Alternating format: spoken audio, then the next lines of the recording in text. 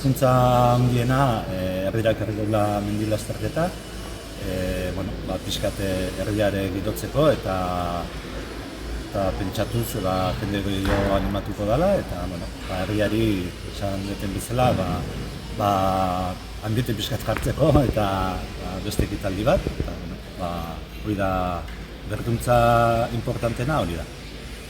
Eta ibilbide aldetik zer errekorri dago?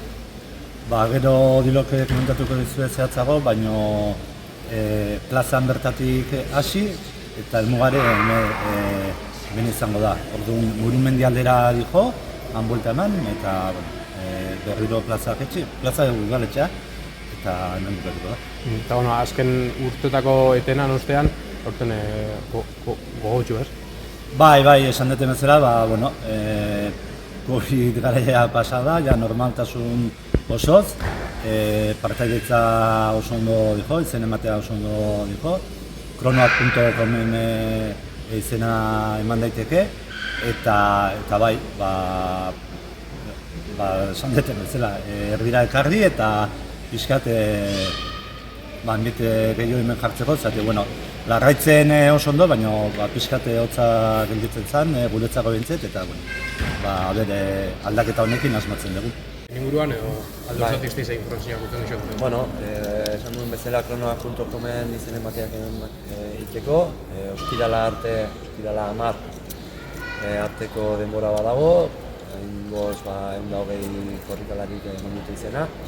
Eta, batiz ere animatu nahi ere bai, portzentaia nahiko bajue dagoenik, baina espero dugu neska gehiago animatzea ez. Eta behialdia horiei bereziki, orokorrean korrikalari horiek. Eta, pixo bat ibilbidean gehiago sakontzeagatik, urtera izango da frontoi aldea, hor bueltatxo bat emango da, eta gero ja Urdaneta kaletik bera, Mariaratz arte, eta hori eskubitartu Mariaratz errekatik gora, Gantzanain, Agorta arte, Agortan Murumendi aldera, eta Bakeria eta Pagorriaga inguruak pasa, Murumendia igo arte, 13 kilometroan, gutxi gora bera, eta gero ja hortik, Iloiatik, berakako bukaera bat.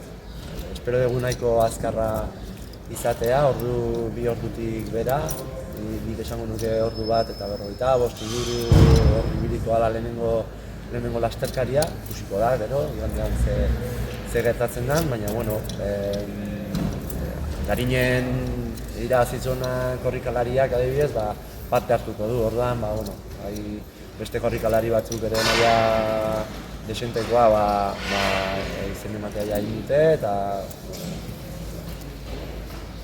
konfirmatu digute beren parte hartzea, orduan pozik alde horretatik eta gogokin.